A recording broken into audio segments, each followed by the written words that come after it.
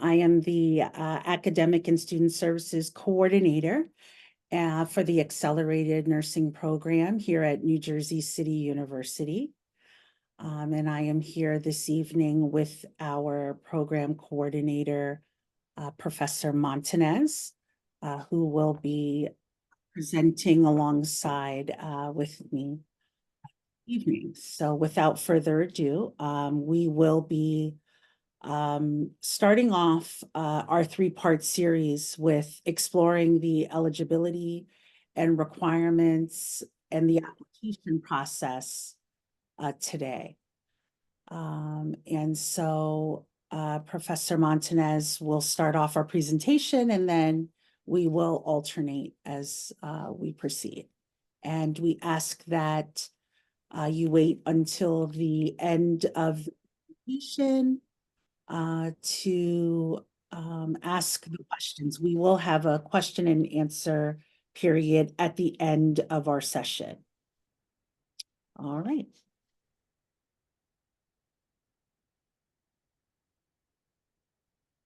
Okay, welcome everyone. My name is Maria Montanez. I am the ABSN coordinator. I work alongside Samantha Yonker to help meet the needs of the students. A lot of times there are questions that come back and forth, and our team usually is available to assist and support the students through this process.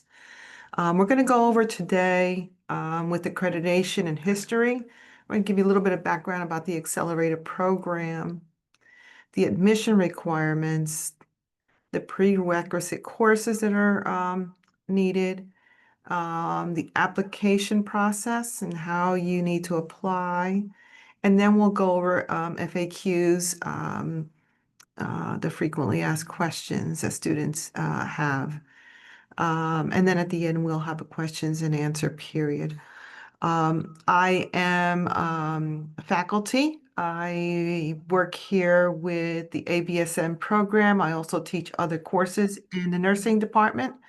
I graduated in 1983 and also obtained my master's at Rutgers University and continued on and became a nurse practitioner in family health. I have also been a school nurse for 20 years plus, 23 years actually, and joined the NJCU family full-time in February. So we have been working very hard to update and upgrade everything for our students. And this information hopefully will give you what you need to make some decisions whether the program is going to be a great fit for you. For accreditation, we are accredited through the CCNE, and our accreditation is valid until 2032. That process, they basically come in and look at our curriculum, look at staffing, look at the students, and give us the timeline for accreditation. We're also approved by the New Jersey State Board of Nursing until 2028.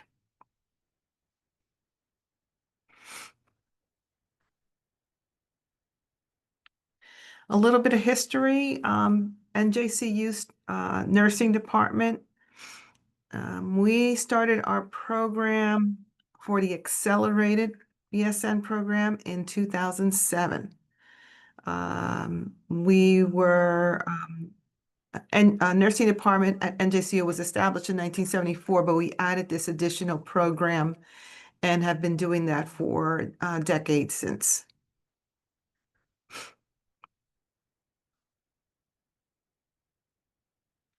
The accelerator program is unique. When I went to my 4-year program, I did 2 years of all the foundational courses. Many of you have done them with your bachelor's degrees, ethics and anatomy and physiology. I did chemistry and all these courses that were needed before I even started any of my nursing classes. Some were elective, some were required. With this program, you're already coming in with a foundation. So those courses are not really needed. We focus completely on nursing content. The accelerated program is 12 months and it is rapid, but that's what students want. Most students want to be done in a year, and that's our goal as well. So we set up the curriculum to meet that goal. So students that start in September will generally, you're looking at graduation in August of the following year. So it is 12 months full time. Every semester you have a full load. So when I took my courses in for over the 4 years, there were some semesters I did 15 credits, some semesters I did 18. Um, Very rarely did I do 12, but you know, you could have done that. This is intense, and that's the whole goal of this is to get it all completed within that time period. So we do 21 credits the first semester, 22.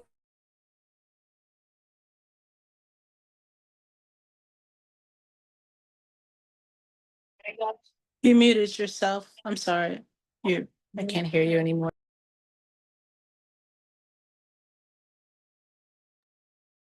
Where did I leave off? The 22 credits. 22 credits. Okay. So the total will be 64 credits. It is designed for people that already have a bachelor's degree. It's very competitive. We have a smaller cohort than some other schools may have, but the intensity is what sets us apart. Upon successful completion of all these courses and the clinical hours, you will receive a BSN degree and be eligible to take the NCLEX, which is the state exam for you to practice as a registered nurse. So most students will, once they graduate, will take a little bit of time to study and then takes the NCLEX, which is held at different locations throughout the state.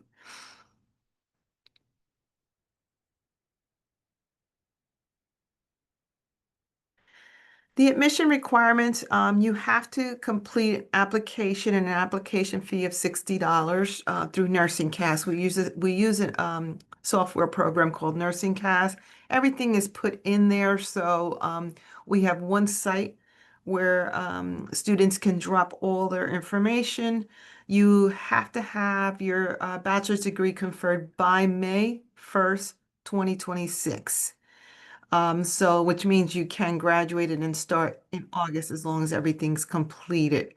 GPA of 3.0 or higher is preferred but not required. You need to have your official transcript from all colleges or universities you attended.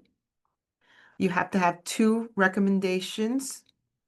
We want a CV or a resume from you, so you will be including that in the software. In mission essay, we do read everything. I have to tell you, we sit through all these applications and go through everything. So, um, you know, it's not just looking at your grades and your transcripts, and it is also reading what you write down when it comes to your thoughts about progressing for this degree. And then there's a HESI, a standardized exam that you need an 80 or higher is what we expect.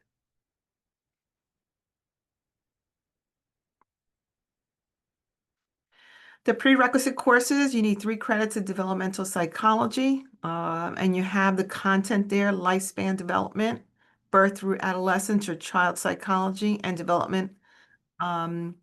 Those will meet the requirements. You need 8 credits of human anatomy and physiology. So 1 and 2, and that's requiring a lab. There will be 4 credits of microbiology with a lab and 3 credits of statistics that also is required. All the prerequisites must have been taken in the United States within the last 10 years. 3 of the 5 prerequisites must be completed by the application deadline, and that is February 16th, 2026. So look at that if you're working towards completing anything, make sure you meet that deadline. 2 prerequisite courses pending completion must be completed by May 1st, 2026. Only one of the 2 pending courses can be a science course.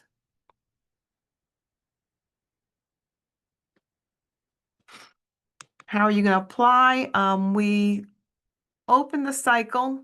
That date is wrong. October 1st, 2025 through February 16th, 2026 for a September start date. You can apply online and the address is there for you. You don't want to apply through the NJCU website or send transcripts to them. We're using this other source to organize all your information. You want to schedule the admission exam before January 30th, 2026, and submit the application 15 days before the application deadline. Can you all make sure you're muted?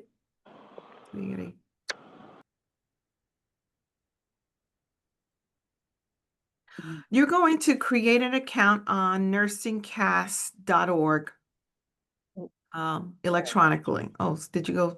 Yeah, I went forward by Okay. mistake. I'm sorry about that. Okay.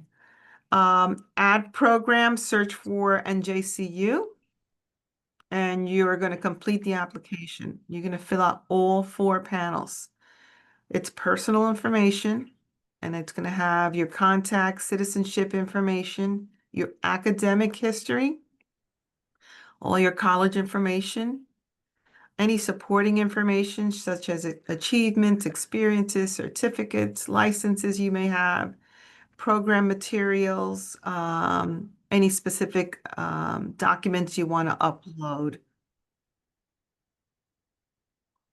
We request references. Enter the details for your references in the application. They will receive an email to submit the letter of recommendation electronically. So we will have access to that letter and we'll review it.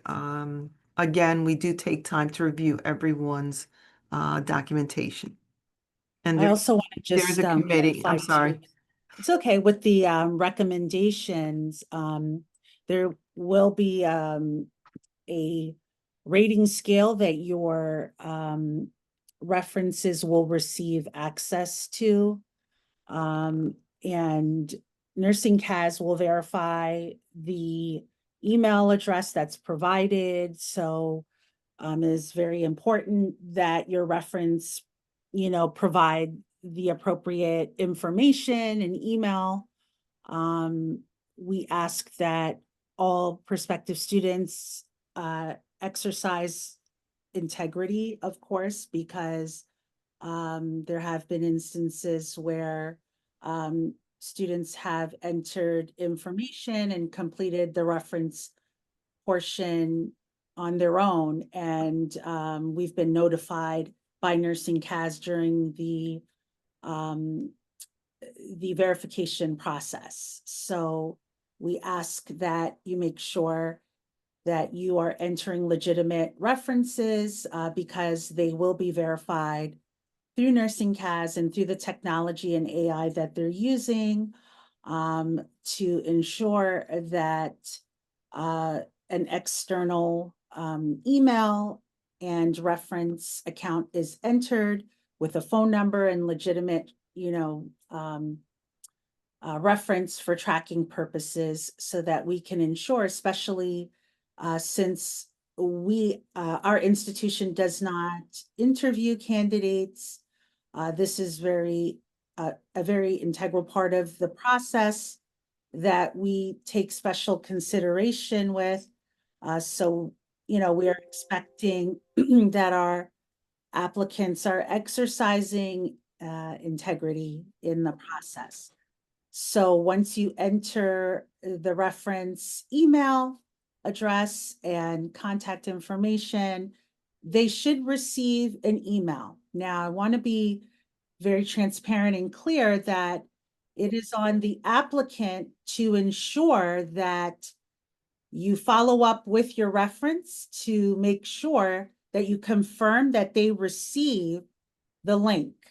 As you know, technology sometimes can be not as reliable as, we hope for it to be. So you need to make sure that you're following up with your references to make sure that maybe there might have been a typo, and that happens also when you enter the email, that they received the link, and you can track your reference through completion in your NursingCAS account, which is one of the great things about NursingCAS is that the tracking of your application takes place through your NursingCAS account. So all of your submissions and your transcript receipt, as well as the completion of references, can be viewed and tracked through your NursingCAS account. So it's not necessary for you to contact the department to confirm receipt of your application. You can confirm receipt by viewing what was submitted through NursingCAS and what was received. So what you see through your NursingCAS account is what we see via the NursingCAS platform portal through NJCU. Okay, so it's important to understand that NursingCAS is a platform that we use to process the applications. So their staff processes the applications, they retrieve all of your transcripts, scan, upload, troubleshoot any issues that applicants have with the application. So they have a large volume of staff like we have here in our admissions department, but specifically for schools that use the NursingCAS platform to assist you through the process of retrieving your documents and ensuring that all of your application materials are uploaded for the institutions that you're applying for to review. Okay, so NursingCAS doesn't make the decision on your application, rather they work on the technical side to ensure that all of your application materials are accessible to the institution. So at the close of the deadline, the admissions department, and in our case internally, we have an admissions committee in-house that will review your application via the NursingCAS platform. Okay, so it's very important to understand that NursingCAS is a separate entity that operates outside of NJCU, where you're sending all your documents. So we have some NJCU alumni. Many of our applicants are NJCU alumni who are often confused and say, well, why can't you just get my transcripts or, upload my transcripts? And it's exactly for that reason that NursingCAS is a separate entity that we use as a platform to evaluate your application. So you have to treat it as though you were applying to another institution, essentially. So you would be required, like an external applicant that isn't an NJCU alum, to send all of your documents directly to NursingCAS. So it's very important for everyone who is interested in applying to understand the process and what the function is of NursingCAS as a separate entity, that it's a platform that we use, and it actually expedites the process for us to review the volume of applications that we receive, so that it doesn't get mixed in with all of the applications for NJCU and the general population. So it works a lot easier and quicker for us to separate from the university population and be able to, process your applications much quicker and treat you as a separate population, as a second degree population. Okay, so when tracking your application, you can view all of your submissions. It's important to log in, make sure you use the same email address. I wouldn't recommend a university or alumni address. Use a personal email address when creating your email account. This way, you can add NursingCAS to your approved sender list. That way, when you get correspondence, it won't end up in your spam, because we use the NursingCAS email communication system to communicate with you directly, which is possibly how many of you learned about tonight's session. Okay, so once you initiate your application, you move through the steps as Professor Montanez reviewed: the personal information, academic history. Now, for academic history, we do not require the entry of all of your courses, only your prerequisite courses. And your, I believe NursingCAS may require the entry of the courses that you completed toward your bachelor's degree for the verification of the degree, since that is a requirement for this program. So NursingCAS has their requirements for the verification process, and then NJCU designates, we designate as a department our requirements for the application process that we require. So when you enter in your information, they may require a course by course for the verification of your degree, which is a requirement for this program because the bachelor's degree is required.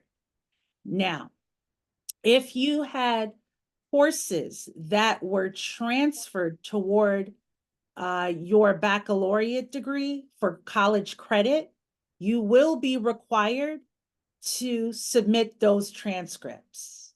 So let's just say you took an English course at a community college and you transferred that course from, let's say, Hudson, and you graduated from NJCU, and you transferred that course to NJCU, and there's a T grade on your transcript, you will be required to submit that transcript to NursingCAS because they need it for the verification of your degree.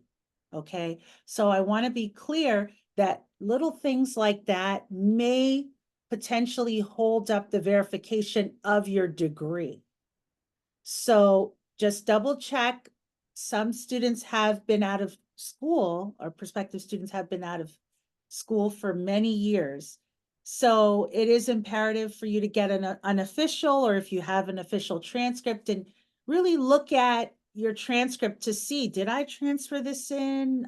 Did I take transfer credits toward, receive transfer credit toward my baccalaureate degree? It is important.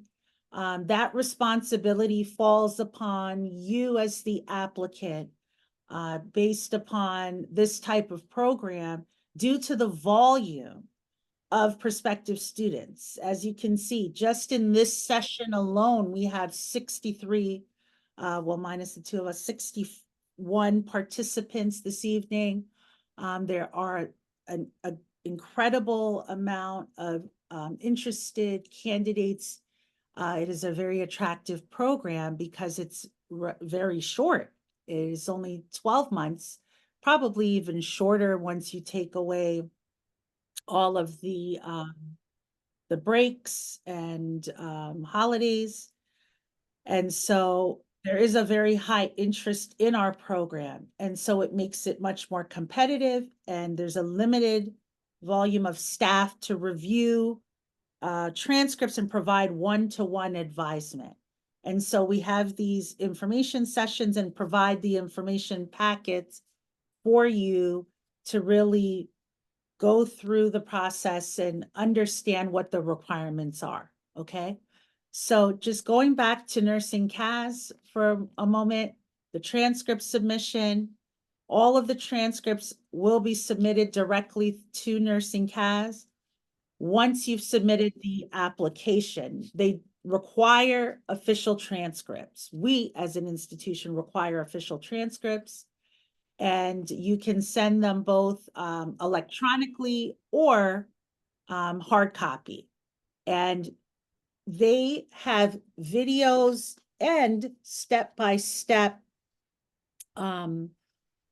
instructions on how to submit the transcripts. So if you get stuck in the process, you can just simply type in Google and it'll come right up, or you can go on to the help menu on the NursingCAS homepage, and it will provide you with both a video and step-by-step on how to submit transcripts or walk you through the application process, okay? But what's important to note here is that once you submit the application, you cannot make any changes to your resume or to your essay. I believe the only changes that you can modify are like your grades. So if you have a course in progress and you submit your course by course breakdown, you can submit your application and then go back in once you submitted your transcript, your official transcript. Let's say you're in progress, you can go back in and update your grade. So if you're in progress right now, and let's say you submit your application before the end of the fall semester, and come January, you have your final grade, you can go back in January and update your grade, which we strongly recommend, and submit your transcript, because that would be required for you to meet the prerequisite requirement if you have pending courses. Okay, so as Professor Montanez said, just to reiterate, 3 prerequisites can be pending by the application deadline of February 16th, which would mean 2 of those courses must be science courses, and 1 can either be a statistics or developmental psych. And the 2 pending courses must be done by May, with a transcript to the department by May 30th. So if you're thinking, oh, well, maybe I could just take it in the summer, that is an absolute no. All courses must be in progress then in the spring semester and completed by May, because we will need to have those transcripts in hand by May 30th of 2026. And a lot of students may say, but what difference does it make? I could take a summer course and be done before the program starts in September. Well, it makes a lot of difference for us, simply because there's so many things that need to be completed in preparation for you to start in September. And so we would just be more comfortable with all of the students who are admitted to be fully admitted, full acceptance by May, so that you could hit the ground running with orientation in June and be ready to go and just be in preparation mode over the summer, rather than focusing on prereqs and getting those done. And it just creates a difficult situation where students may fail a course and then they can't progress, and we just prefer to have the courses done by May. Okay, so that is our policy, and many institutions have different policies, and that's something, if you're applying to other schools, that you will note that every school is different. So you'll have to just keep track of each institution and what those requirements look like. So as I stated, with the submission of official documents and transcripts, you'll follow the instructions through NursingCAS to submit them both electronically or by mail. And you can submit them via either format is acceptable for NursingCAS. Now, the only documents that they don't accept are the CLEP exam scores, as indicated in our admission packet and on the NursingCAS custom homepage. If you opt to complete the CLEP exam in lieu of the developmental psychology course, then that's certainly okay, but you would have to have the exam scores sent directly to the department rather than NursingCAS, because they wouldn't accept it. And our address and information, well, it would just come to my attention, which is listed in our information packet on our website and also on our custom homepage in NursingCAS. So if that, it's not required, but if you are someone who are an applicant who is considering taking the CLEP exam in lieu of a developmental psychology course, then just take note that you would need to send the CLEP scores directly to the department. Okay. And once you pay and submit, you'll just tap and submit your application. And then, you want to just make sure you're monitoring everything, primarily your references and following up. Because once the deadline closes, we have a very small window after the deadline where we have a grace period for the submission of transcripts and the completion of references. And then after that, we are laser focused on reviewing applications because we get such a high volume and we need to get through them in order to be, courteous to everyone who was diligent enough to get the application on time to turn around a decision. And for everyone who's probably thinking in their minds right now, I wonder how long it takes. Typically, it takes about 4 to 6 weeks. Usually, we can turn around a decision in 4 weeks, depending on the volume of applications, if there's delays with retrieving HESI exam scores. It just really depends from year to year. If there are issues, like we had one year where we had snowstorms back to back to back, and so a lot of cancellations delayed, led to the delay with retrieval of exam scores.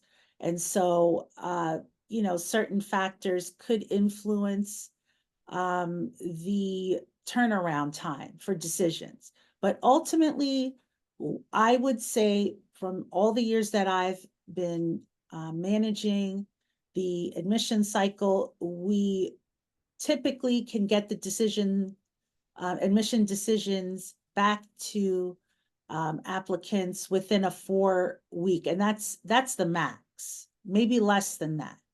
And you will receive an admission decision via email through the NursingCAS correspondence to the email address that's used to create your NursingCAS account.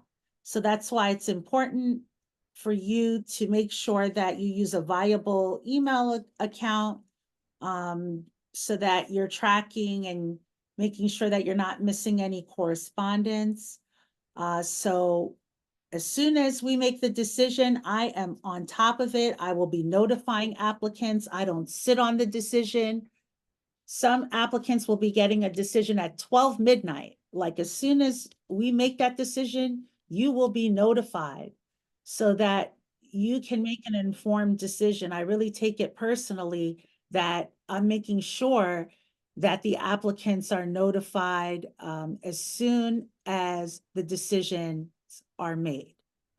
Okay, so that pretty much sums up how to apply via NursingCAS. And just as a rule of thumb, you know, a lot of this information is accessible to you. You know, use the help option that's available to you in NursingCAS if you get stuck. Also, if you are someone who needs more one-on-one, you can call NursingCAS.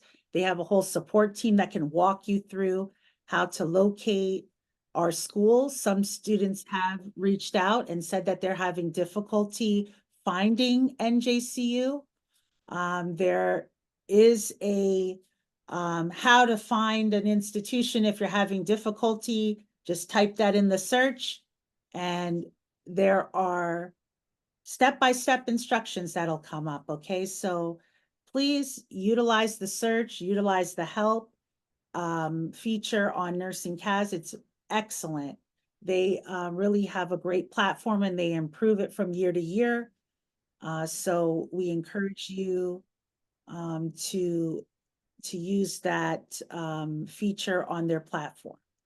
So we are now going to move into just a couple of frequently asked questions, just to kind of address some of the general questions that we most often receive, so that we can kind of clear those questions out of the way. And then we'll open up the floor for any questions or any concerns or anything that you, any of our attendees would like to address. So I'm going to stop sharing and then I'm going to go to our frequently asked questions.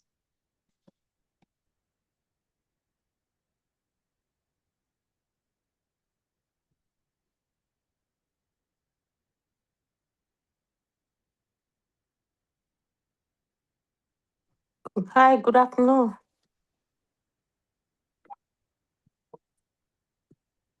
Hello. Hi.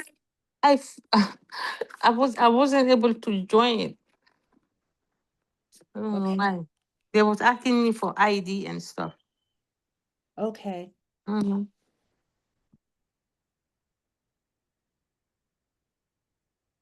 I hope you're not finished. No, we're going No. through the frequently asked questions now. Oh, okay. And then we're going to be having our opening at the floor for questions. Okay. Okay, thank you. So I'm gonna share.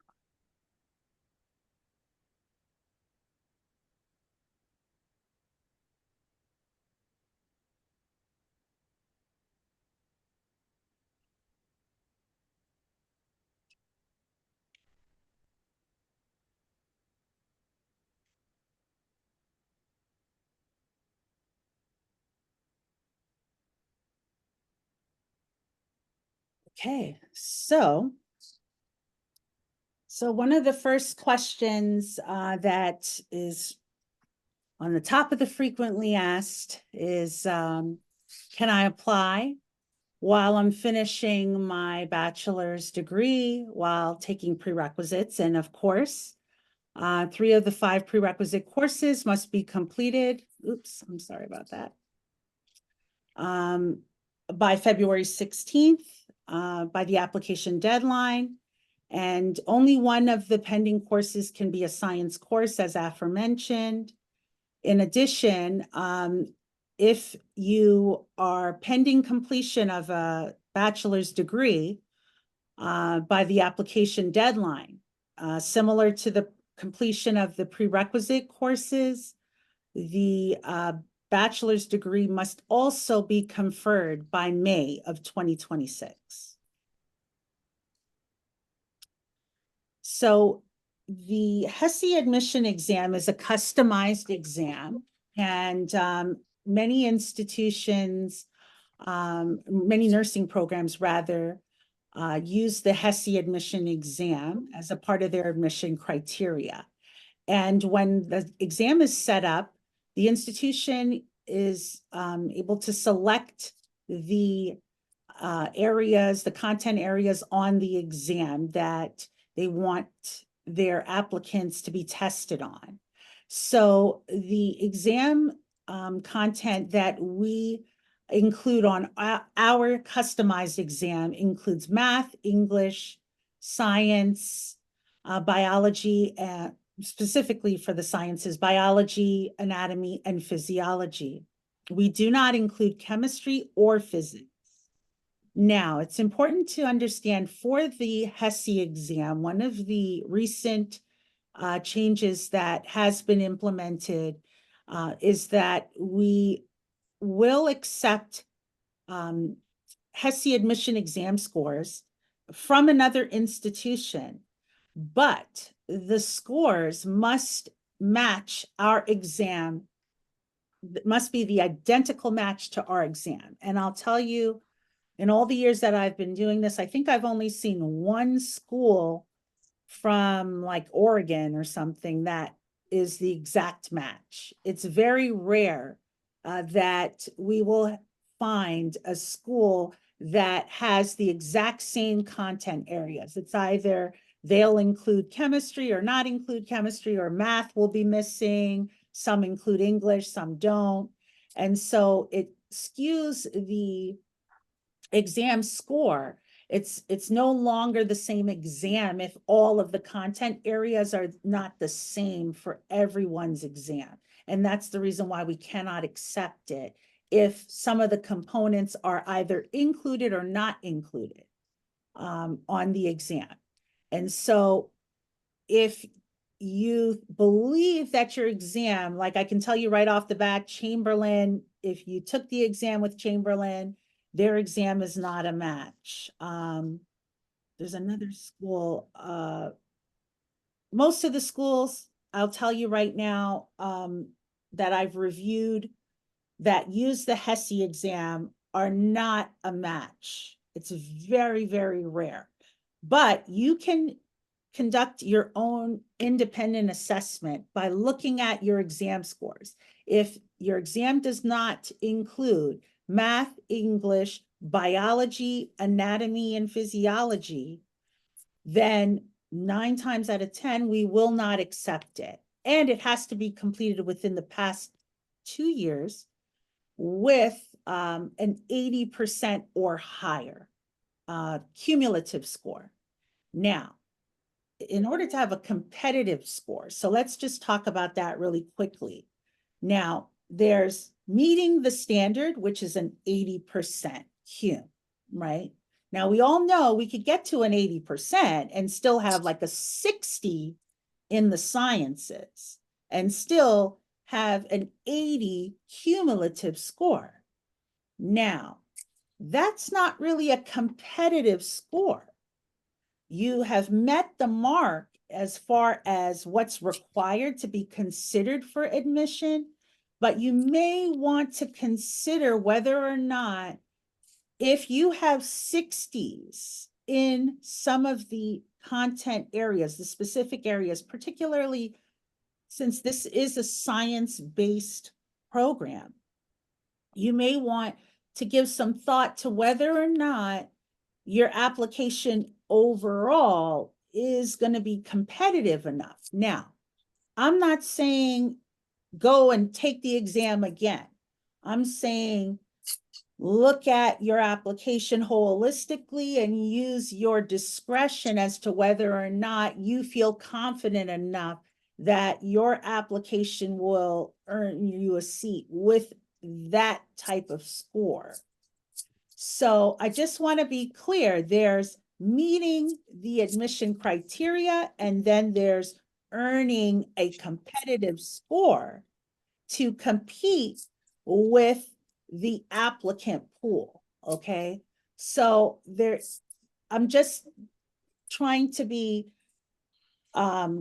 transparent as far as what that would look like as far as the admission criteria and that mark, as far as competitive versus what the criteria is to apply, okay?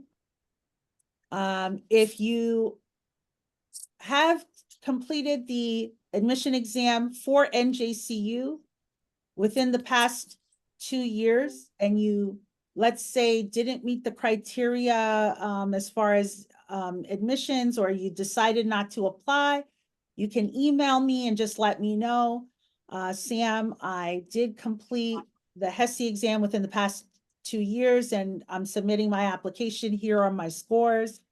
You'll just have to provide your exam ID so that I can look up your exam scores. But either way, I will at some point be in touch with you if you submit an application to say, I have not received your scores. So you will be afforded an opportunity to let me know, okay, here are my scores, etc. Okay, so the exam is 4 hours. I strongly recommend they allow you to take the exam remotely. I recommend taking it at a testing center, only because if you have issues at home and the proctor, like let's say someone walks in and there's movement, they will shut that exam down. And you will have to go through a whole process to challenge the reopening of your exam.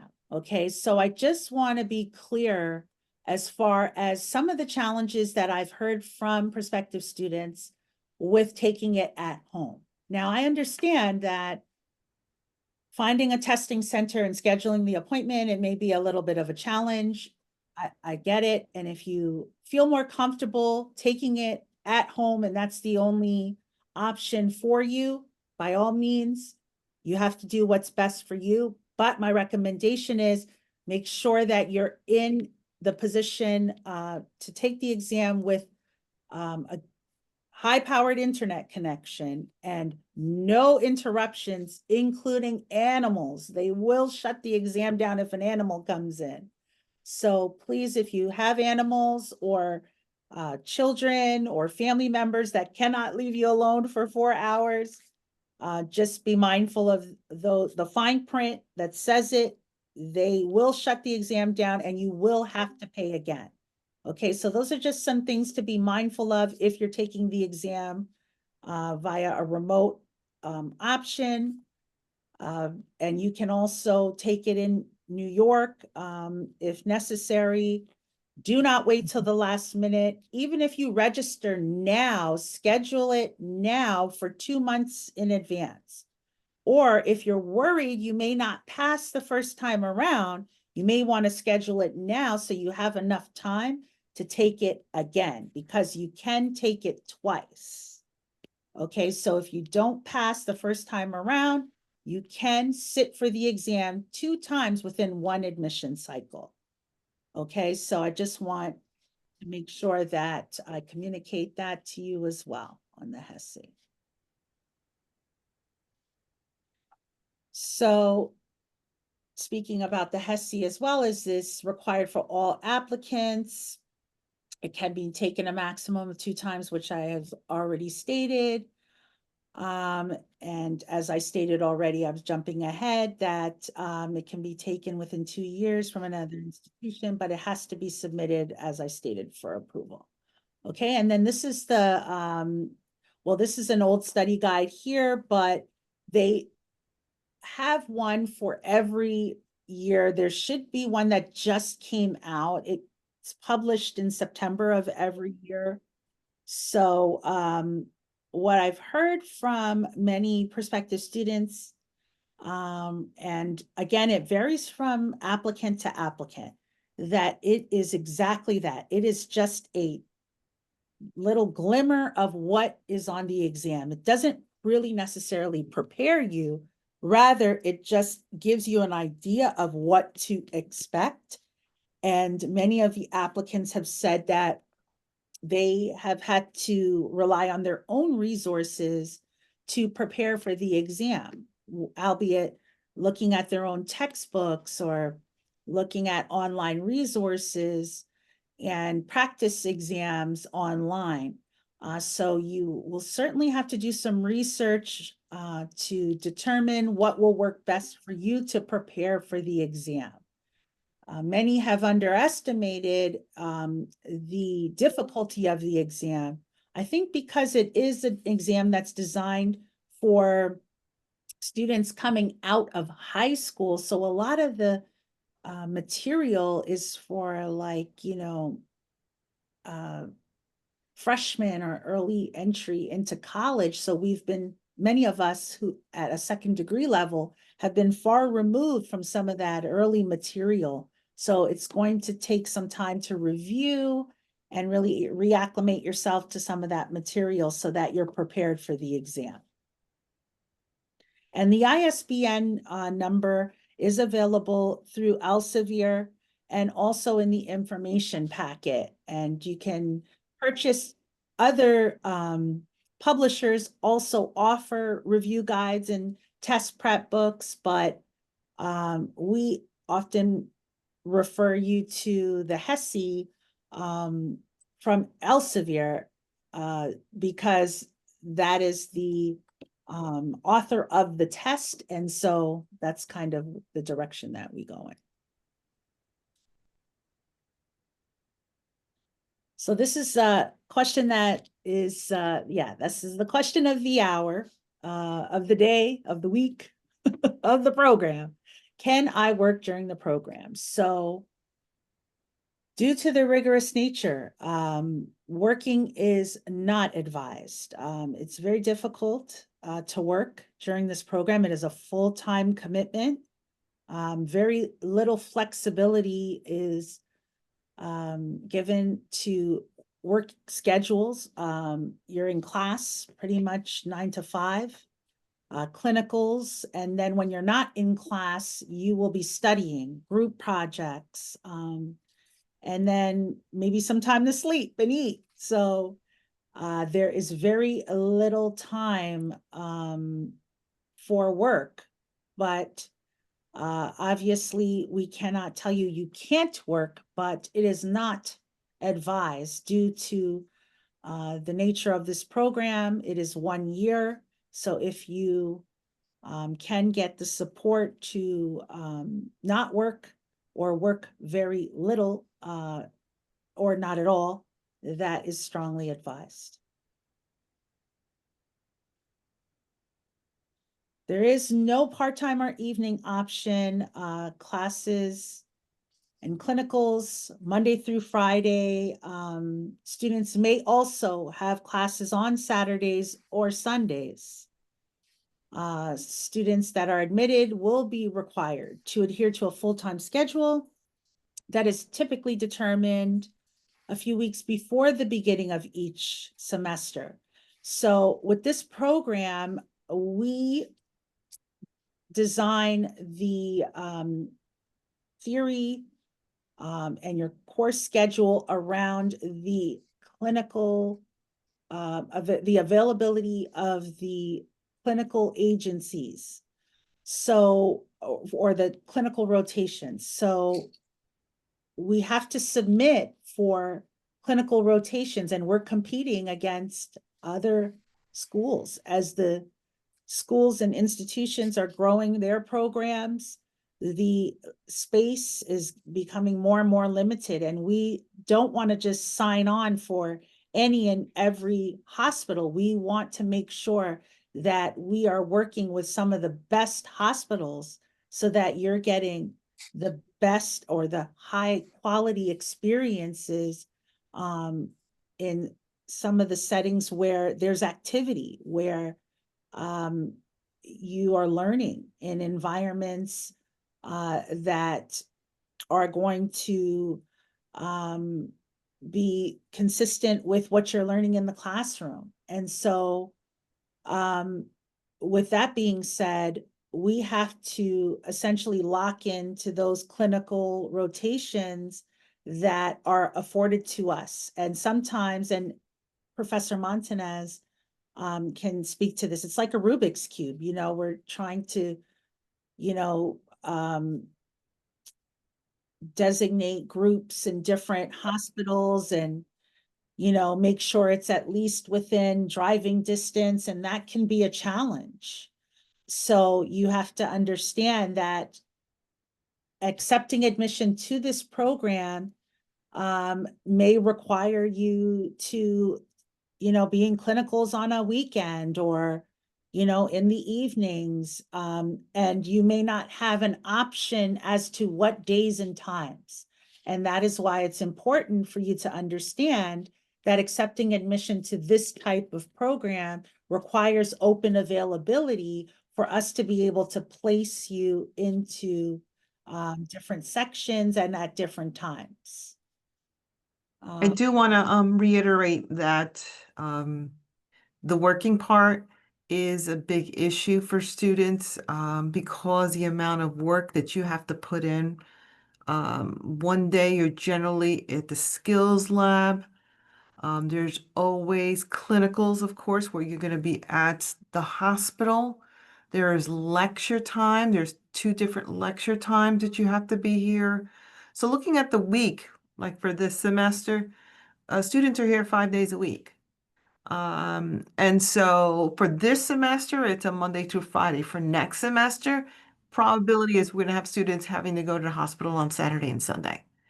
So you have to be prepared for that because we are, again, guests at these hospitals, and we have to make do with what availability there is and the units that they provide us.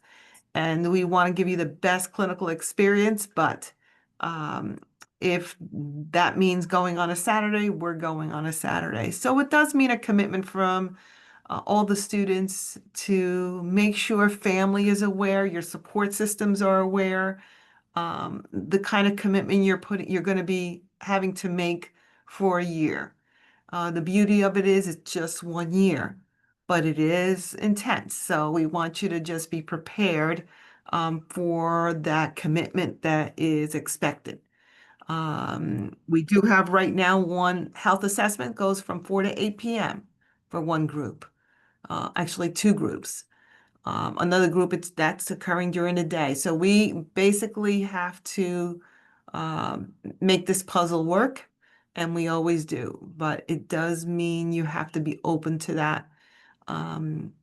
Again, the beauty is you're done in a year, so you have to just make sure you're accommodating for that whole expectation. Students are expected to be on the unit at 7 a.m. if you are at the hospital. Generally, we're looking at a 7 a.m. So we have students listening to report and getting their assignments so they can start having hands-on care. This program actually starts skills right away.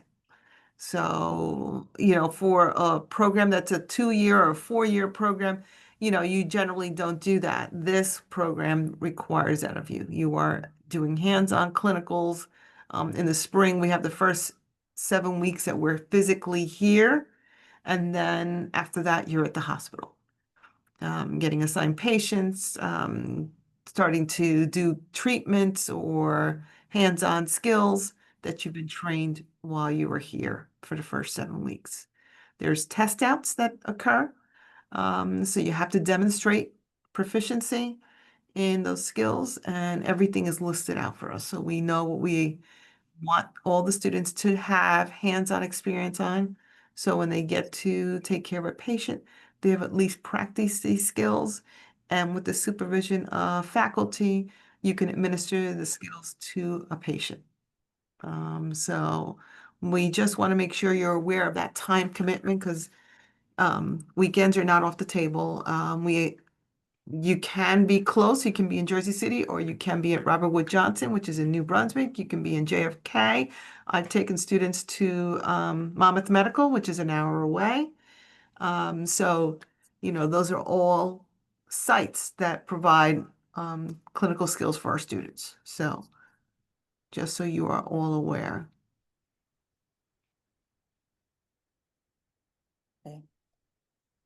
Okay, thank you. Sorry, I was just looking at the. Okay, and I'll pass it over to you now, Professor Montanez. Financial aid and scholarships. Now, you may qualify for some grants and some federal loans. Private loans are also an option to finance your education. Following the admission to the program, you can complete the FAFSA application, and that will identify if you're eligible for any funding towards this degree.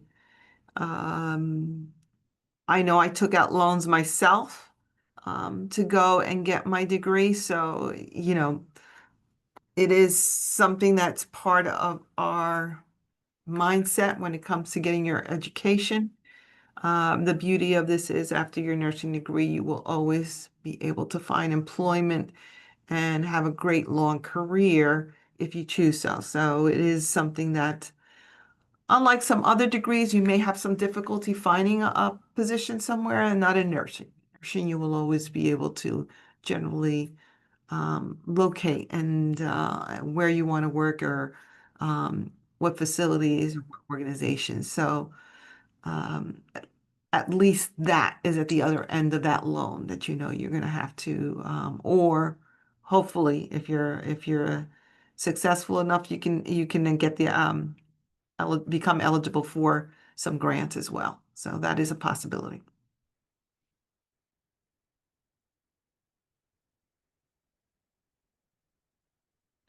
Can the prerequisite courses be completed online? Yes, you can complete them. Prerequisite courses can be completed online or in person via an accredited institution.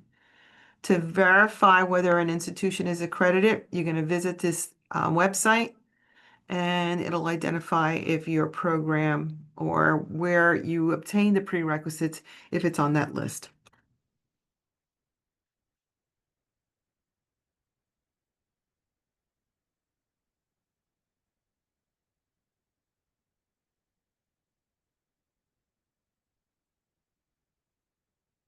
Are you doing this slide?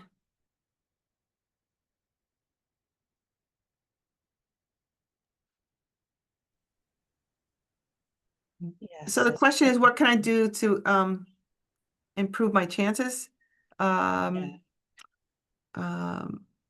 Just make sure your transcripts and all the documentation is submitted. Remember the HESI. You can retake it if you want, if your grade is not where you want it to be.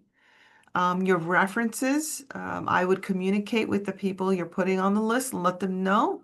Of course, get all the data that you're going to need to put down, their identifying information. But reach out to them, let them know that you're going to use them as a reference. So it's not a surprise, or so they don't forget and just ignore it. The essay, just a word of after reviewing the essays last year, it was very clear about the AI use. So we do expect you to submit an essay that is genuine and authentic. Yes, you're going to be editing it, but it is something that we do review and look at. So just make sure that you are submitting something that is yours. And just complete all components of that application so that pieces are not missing. That will slow down the process for sure. We won't be able to make a determination if components are missing.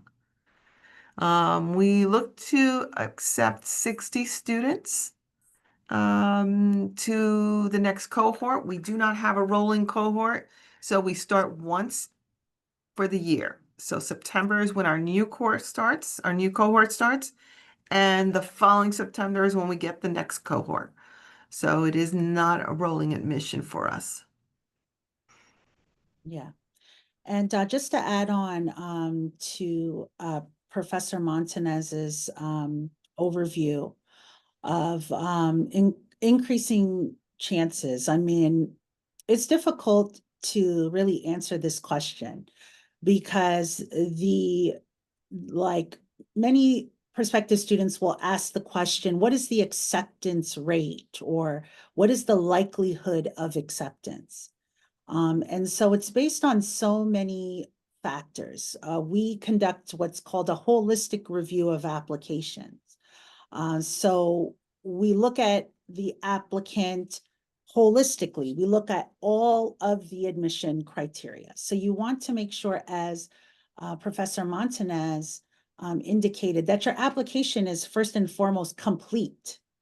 So if by the deadline, you are missing transcripts, or your resume isn't there, or you have an error on your resume, or you, like Professor Montanez said, that you used, ChatGPT or some form of AI to write your essay, that it's very easy to tell, that the essay isn't authentic to you, that it was something that was kind of very general and vague, that we're looking for something specific in the essay that speaks to a learning experience that isn't something that can be made up, that there has to be certain details that you could, only you can share, that's authentic to your experience.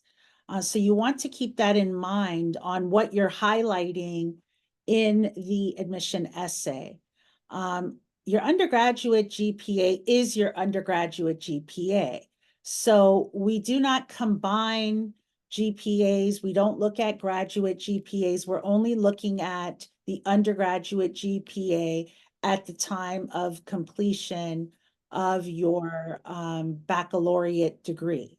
However, the prerequisite GPA is looked at as a separate admission criteria. So you are afforded an opportunity to redeem yourself if you have a lower GPA, at least in your undergraduate degree, that you certainly have an opportunity in the prerequisite courses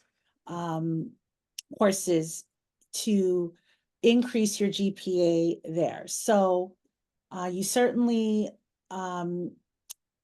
can submit a competitive application by ensuring that it's timely. So we look at, when did the applicant submit their application? Did you wait until, the day before the application deadline? Were you trying to submit it the night before? And of course, sometimes things happen and we find out about the program, at the last minute. But if you're here tonight, and you know that this is a program that you're interested in, then you certainly can begin the process, start mapping out, where you see yourself, what milestones you want to be meeting as far as an applicant. So at this point in time, you should be mapping out the dates when you need to be taking the HESI, completing your the essay question, initiating an application, requesting transcripts, identifying your references. All of those things can be completed at least now, because once the holidays come, you start to get really busy come November, December, and then before you know it, it's January, and you're only got 4 weeks at that point. And then there's only 2 weeks before the deadline come February. So the time really starts to move relatively quickly once we get into November. Thanksgiving, then there's Christmas, and then if you're in school, you're focused on, getting your courses done and so forth. So it's really important for you to start mapping out right now when you're going to take the HESI, when are you going to study for it, requesting transcripts, following up with your references, writing your admission essay, updating your resume, and just making sure that you're identifying all of the admission criteria that needs to be completed in order to submit a complete application.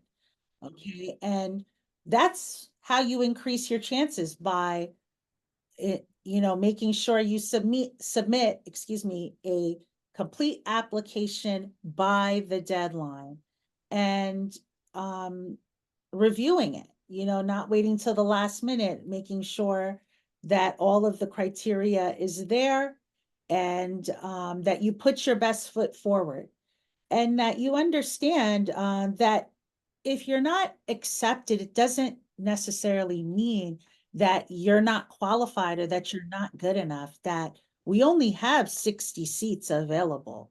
And some students, our prospective students, have applied multiple times before they were admitted. It may just very well mean that this wasn't your timing or this wasn't the right year for you. So don't be discouraged. Maybe your HESI score wasn't strong enough. So there are factors that may influence the reason for why you were not admitted. But I'll tell you now, we're not at liberty to disclose those reasons. Once you are not admitted, or you receive an admission decision that isn't favorable, we're not able to disclose confidentially why the decision was made. So we just let applicants know that, due to limited seats, we have to select the top 60 candidates, and then you're welcome to reapply. Okay, so it is very competitive. You put your best foot forward, and then we select the top 60. We cannot guarantee anyone admission. You are applying with the understanding that there are limited seats, and that you do the best that you can, and as much as you possibly can as far as the variables you can control, and then you see what happens as far as the admission decision.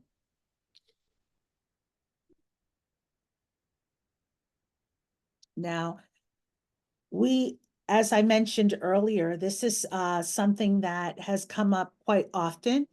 We are a smaller program and a smaller institution and a small department. And so we do not have a great deal of academic advisors in-house that can sit down one-on-one and review individual transcripts. We just don't have the manpower to do that. However, once you review your transcript, it's pretty easy to determine if you have a degree or not. If you are a student who is an international student, then you would have to have your degree evaluated through one of the credential evaluating services that is a member of NACES, NACES.org. And as long as they determine that your degree is equivalent to that of a bachelor's or master's degree in the United States, then you are eligible to apply.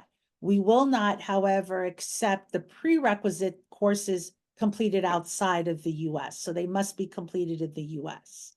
Nevertheless, if you are uncertain about prereqs and you look at your transcript, you just cross-reference your transcript with the list of 5 prerequisite courses: AMP1, AMP2, statistics of any discipline. So that would mean you could take intro to statistics, statistics for social sciences, probability and statistics, quantitative methods. There's different titles that statistics courses are offered at different institutions. But if you're not certain, you can email the link to the course description from the institution webpage to nursing@njcu.edu, and we will review the course description and confirm whether or not it will meet the criteria. So as long as it's an accredited institution and it's within the past 10 years. So the expiration on the 10-year mark would fall based on the semester when you completed the course, not the year you graduated. So if you're uncertain, you'll need to look to see when you completed the course, and we would be able to determine what semester based on the semester and the grade that you earned. And, so if the course was taken, let's say fall, what are we in, 2016, then it would still be, it's within the 10 years. Anything older than that would be expired, but it would have to be fall of 2016. Anything older than that, it would be expired. It wouldn't be within the 10-year mark, okay? So, again, if you are uncertain if any of the prerequisite courses meet the criteria, you can send an email. We do not have individual advisors that can meet with you to discuss your individual circumstances. But if you have like general questions, you can also email the nursing at NJCU email and look at our website. And hopefully the information session this evening was helpful to you.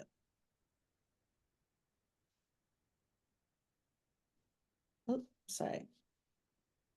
So the last question. So with this last question, can you get a job right after, as a nurse right after graduation? Right after graduation, you are, if we graduate in August, then generally people will apply to the State Board of Nursing to take the NCLEX. And most students will start taking the exam, I want to say by September, October. It really is dependent on you when you want to sit for it. Some students will spend a month or so prepping, doing a lot of prepping in the library or with groups. But right after that, you generally are able to go ahead and sit as soon as possible. These are sites where you're going to be able to go and sit for these exams. And they turn around the responses pretty quickly, the State Board of Nursing, so, or the NCLEX. So that data will be available to you, I want to say within the week after you take the exam, as opposed to when I took it, it was 6 weeks or so. So it is a much more rapid turnaround. And when you take the exam, it's really dependent on you when you want to take it. If you want to just spend a little bit of time prepping for it, doing a lot of exam reviews, a lot of exam questions, and then sitting for it. So the answer to that question is after the exam, you can. Most nurses will start applying with the expectation they're going to pass the exam. And once your exam is in, they will hire you as an RN. Okay. All right. Thank you. So that concludes our presentation, and NJCU and you, partnership in caring. And we will. So we had a couple questions about the Kane merger. The Kane merger will not impact the 2026-27 cohort. After that, there may be some changes that will come, but it really doesn't impact because our program is really within the year. It's not going to impact this cohort coming in. And this program is a strong program. So it is something we'll be working with the Kane people, but we have been assured that the merger is not going to impact, will not impact 26-27 school year.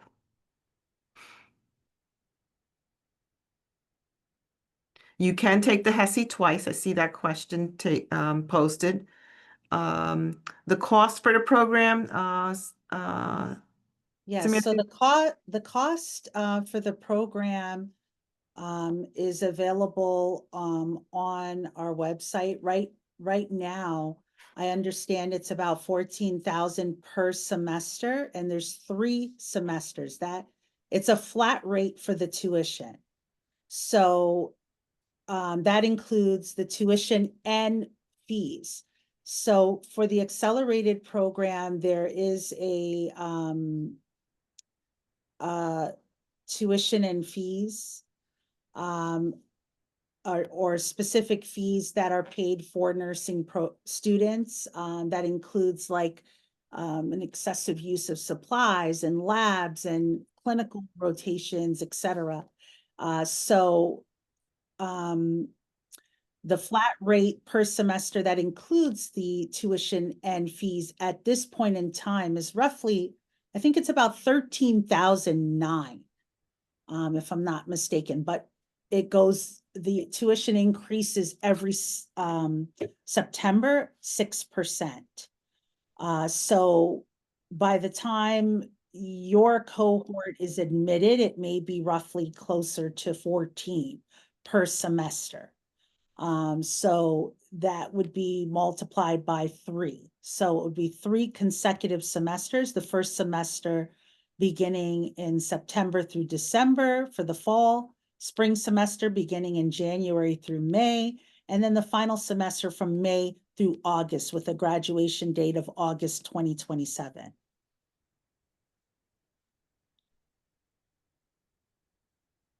Okay, so I'm just catching up. So there was a question about students who graduated from the program. We will be hosting a session in the coming weeks.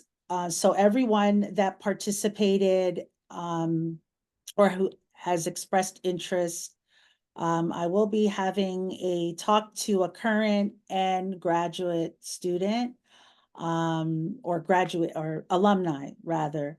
So we have our former president, and hopefully we're running the elections now for our new class officers.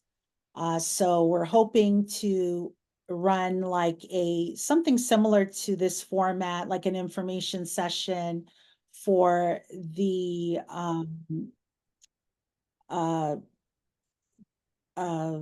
for our alum and current students to attend, and for prospective students to kind of get the perspective from students and ask specific questions that you may have directly to the students who have actually graduated and who are actively in the cohort, because we believe that it would be more helpful.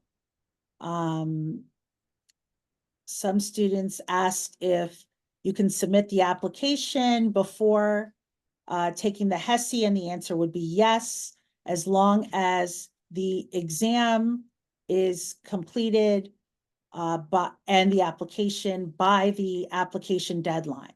So some students prospective students may take the HESI first before they even, complete the application, just to see if they can even pass it before submitting an application. I've seen that happen quite a bit. But I would like to see everyone have confidence in themselves that they are going to do exceptionally well. So you could go ahead and initiate the application, but it's certainly up to you. So however you choose, the order you choose to either initiate the application first or take the HESI, it's certainly up to you. As long as you use the department ID that's provided in the registration instructions, that's going to be very important when you go onto our website. And there's also a link on the NursingCAS homepage for the registration instructions. You do not have to send any exam scores. I will retrieve them directly from our Elsevier Evolve account at the close of the deadline, which is the importance of using that department ID, not just so that you are registering for the correct exam, but also to ensure that I can retrieve your exam results. Okay, so when you complete the exam, you do not have to worry as long as you use the department ID that's provided in the registration instructions. I will be able to retrieve your exam scores directly from our Evolve account because your exam will be linked to that department ID for easy retrieval.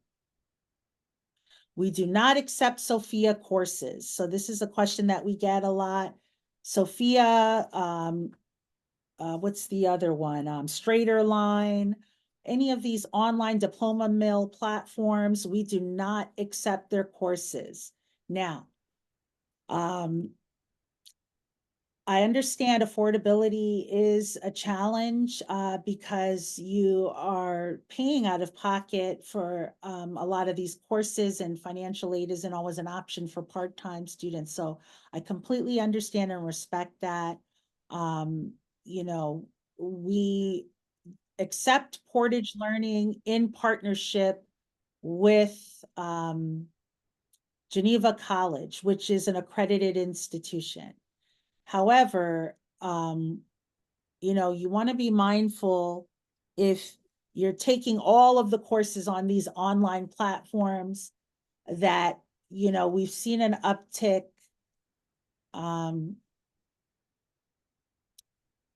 We've seen an uptick with a lot of the students who are not performing very well in the program, who have completed prerequisites through these like online, you know, platforms. And a lot of the times I understand it's sort of like, well, I'm completing it to meet the admission requirement versus completing these courses to obtain the foundation that's required to be successful in the program. Okay, so we want to make sure that you're not spending this money investing to complete these prerequisites to then enter into a program that you're then later going to fail out of because you don't have the appropriate foundation to be successful in it. Okay, so I get it. I understand. It's you know, it's a nursing program. It's very expensive. You know, we got to do what we need to do to get in and just get the courses completed. But you want to be mindful that you're also completing the courses that are going to provide you with the knowledge and the introductory coursework that you will be needing to be successful once you are admitted into the program. So for the list of clinicals, where do students do? Yes, there's a list of agencies that we are affiliated with and have contractual agreements with on our website that you can take a look at. Would I still be eligible to apply if I'm getting my bachelor's degree toward the end of May, but have already completed the prereqs?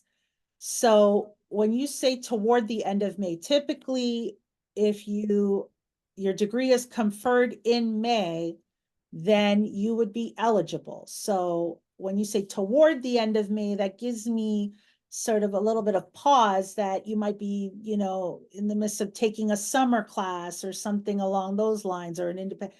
So essentially we would need to have a transcript reflecting completion of a baccalaureate degree. Now, some institutions, they may confer the degree, but the transcript reflecting the degree conferral may not come until June. And if that's the case, then we would accept a letter from the institution that indicates that we are conferring the degree for May 2026.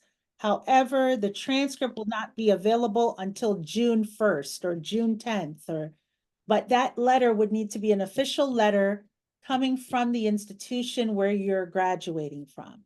Okay, so that is something that would be handled on a case-by-case basis, depending on your circumstances. How long is the application fee good for, if not accepted the initial first try? So the application is only good for the year that the application cycle that you apply for. I believe that you can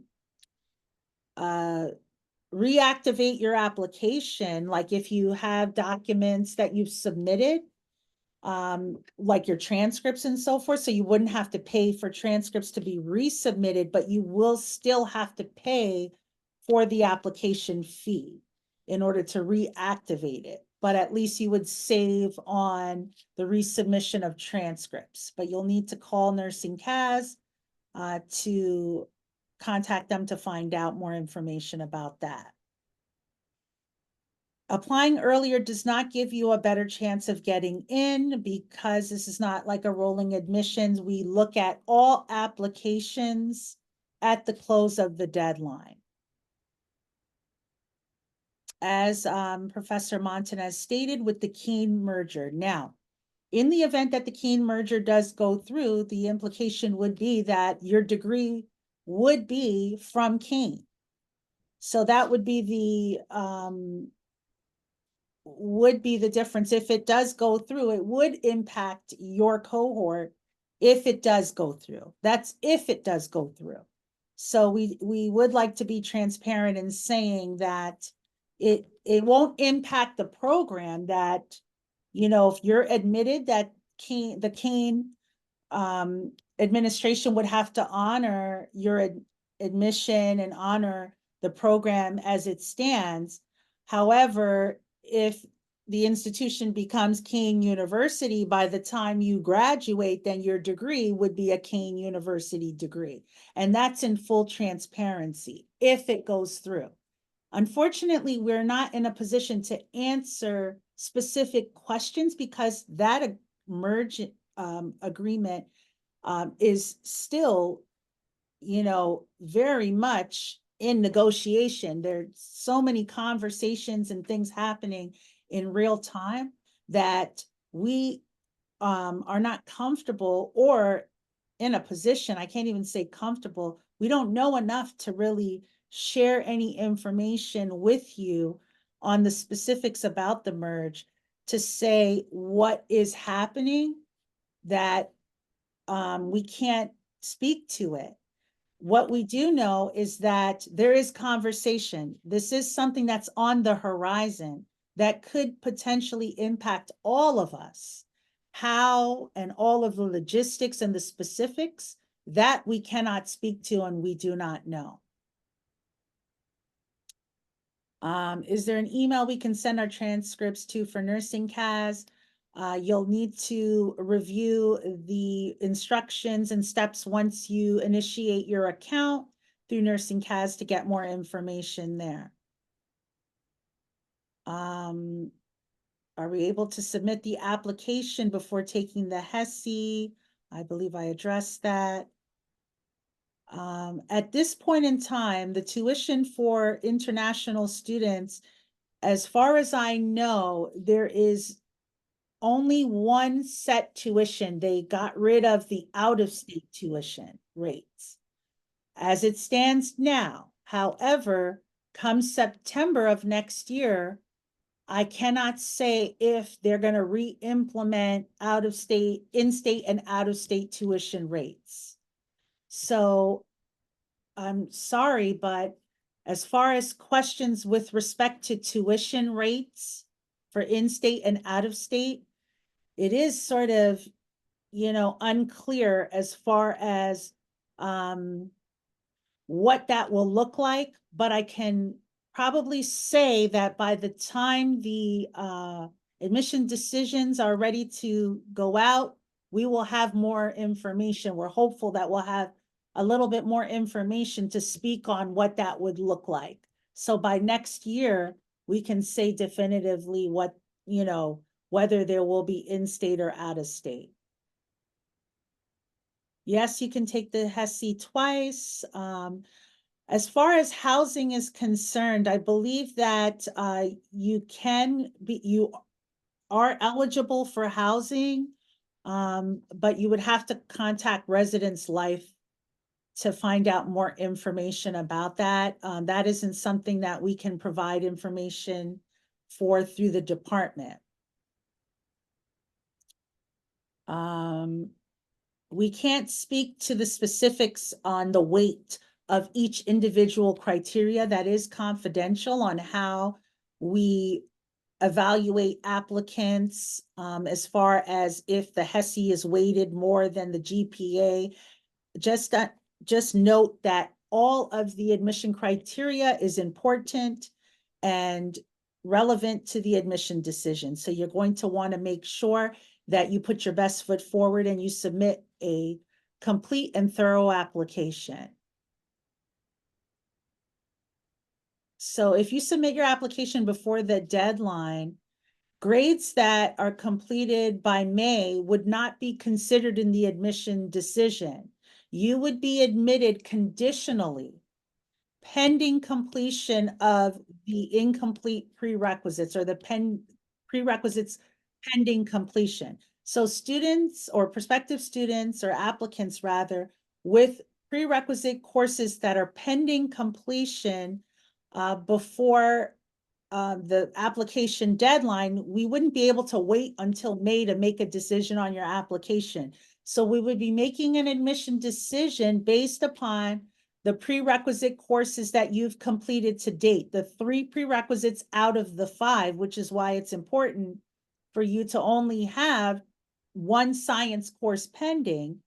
And then you would be admitted conditionally, pending completion and submission of an official transcript reflecting completion of the pending prerequisite courses. So if you are in that situation, you will receive a conditional admission letter that states that will indicate that your admission is conditional pending receipt of an official transcript reflecting completion of the pending prereqs. So the NCLEX rates have varied over the past few years, but I can say with confidence it's been at least 82 to 84% and higher.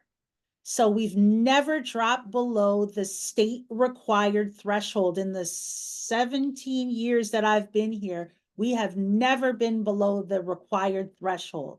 So I'm proud to say that we've always met the benchmark for the NCLEX pass rates for an accelerated program, which is exceptional. It's an accomplishment. Are we able to submit the application? Can you please tell me if my application is complete? If an applicant completes all requirements by the scheduled deadline, but is not selected, would they be able to reapply? Yes. So you can reapply if you're not selected. You would just have to wait till the new admission cycle opens up. Yes, we are affiliated with St. Barnabas, I believe CarePoint.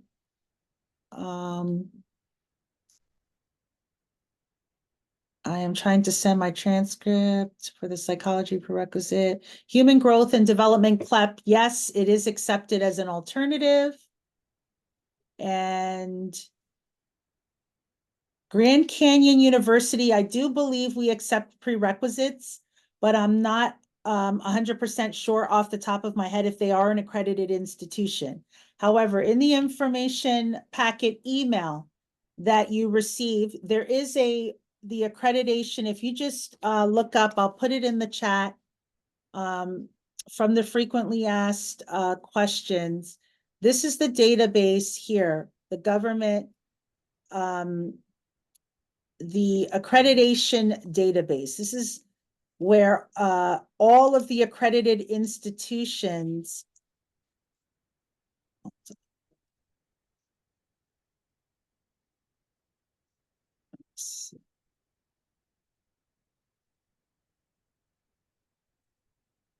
yeah, there it is right here. Okay, so I just put it in the chat. If you need to double check whether or not an institution is accredited, you can click on this link. This is the database here. You just type in the name of the institution.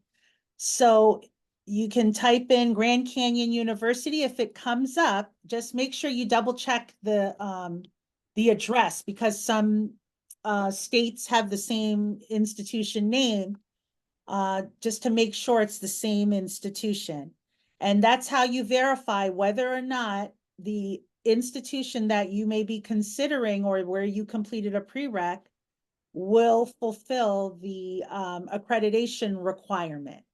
So this is the database here that you can use to double check on your own independently whether or not the school or institution that you attended will fulfill the requirement.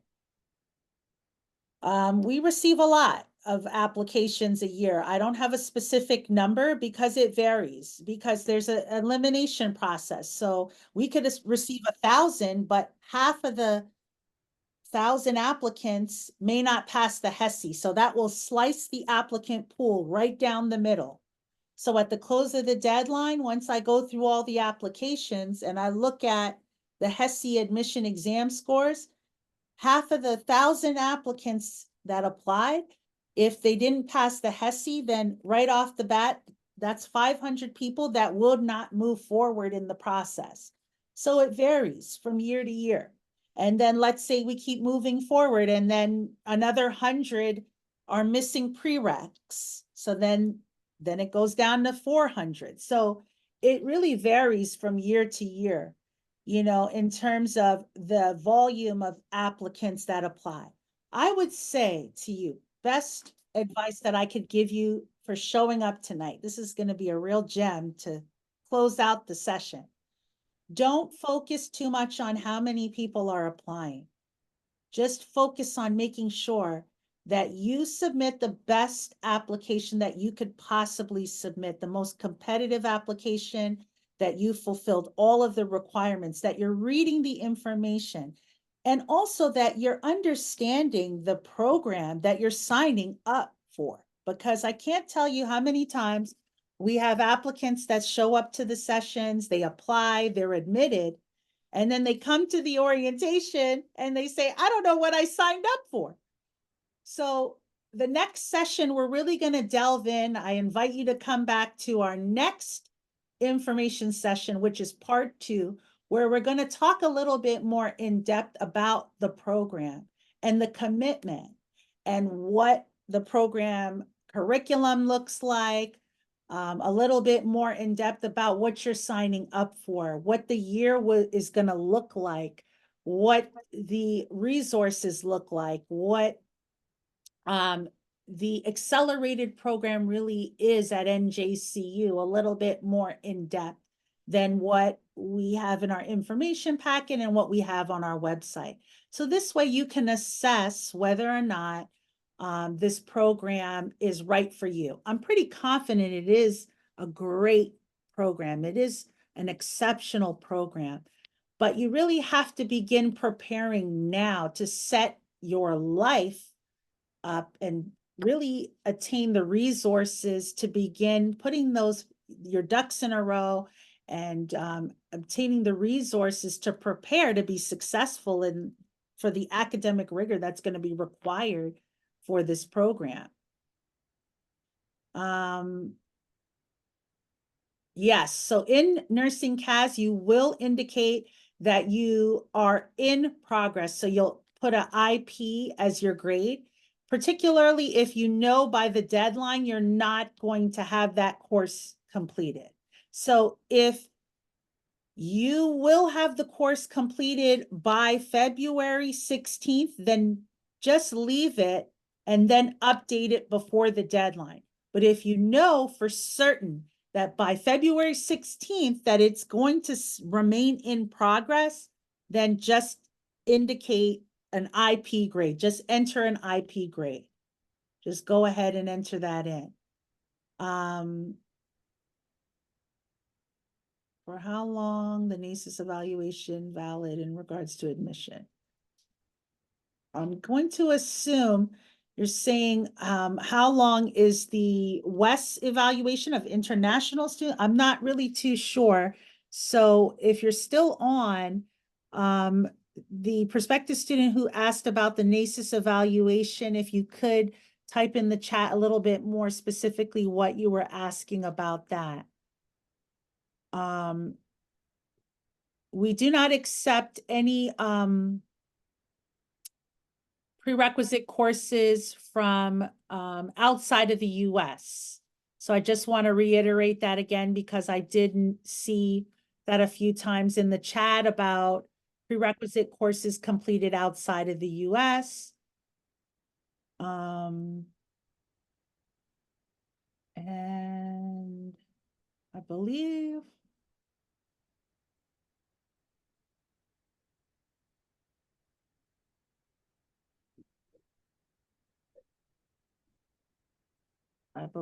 I may have answered most of the questions. If I missed your question, please feel free to type it in the chat so that it populates close to the top so that I'm able to address it. I have a few more minutes.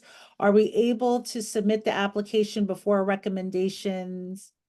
So it's not a recommendation letter that's sent, so you can, as long as you enter the email address of your reference, then they will receive the link. So you can go ahead and submit your application with your references email address and then just track it to make sure that they complete the reference. So they will have an option to either type a little bit about you in a text box, or they can upload a reference letter via the link that they'll receive from NursingCAS. So you should go ahead and submit the application if you're ready to do so. I'm an international student and I did undergrad here at NJCU, and I'm now doing opt and applying to nursing. So can I directly apply, or I need to go through another way? So yes, so as an international student, as I mentioned earlier in the presentation, you still need to apply through NursingCAS, and you'll have to apply as though you're applying to another institution and have all your transcripts and all your documents sent to NursingCAS from NJCU. Do you have to pay the tuition fee fully before starting the semester? Let's say if my loan is not enough. Okay, so there are payment plan options through the bursar's office. So you can set something up like that. You don't have to necessarily pay your tuition in full, but depending on how much is owed and what you're eligible for as far as a payment plan, that would determine what would be required upfront. So that would be something you would need to address with the bursar's office prior to the start of the semester to determine what can be paid off via financial aid or loans, and what you can have as a payment plan, what balance or amount is eligible for a payment plan. So, I'm sorry.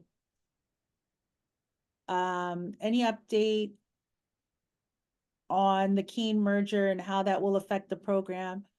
I think I did address that. I'm not sure what just happened, if it just kind of tripped out and just repeated, but just to reiterate again that we don't have any updates at this time.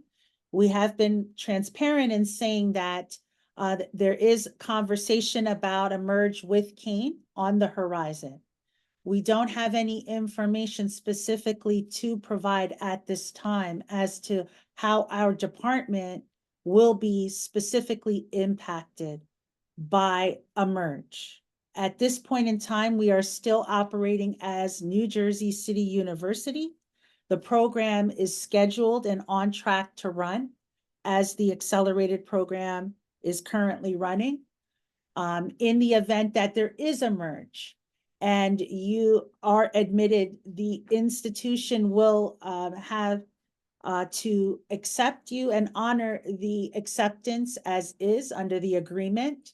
And so we can say that at this time, but any specifics as far as, what will happen with the institution name and all of these sort of questions that are coming our way, as much as we would love to address them, we are not in a position with or equipped with the correct or definitive information to provide at this time. So I don't know what a NACIS, oh, so I'm assuming NACIS meaning one of the members of NACIS, an international evaluation that was done in 2021 of your credentials from an international institution. Yes, it should still be valid. If you would like, you can send it to my email, which I will type in the chat to everyone.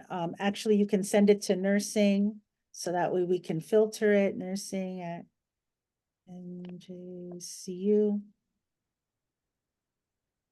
So any additional questions that you may have that may not have been addressed this evening, you certainly can send an email to nursing@njcu.edu. If you're uncertain, again, about like prerequisite courses, whether or not they will fulfill the requirement. As stated, as long as it's within the past 10 years from an accredited institution, we will accept it. And yeah, so that seems to be all of the questions at this time. We are now at the 7 o'clock, we're approaching the 7 o'clock mark.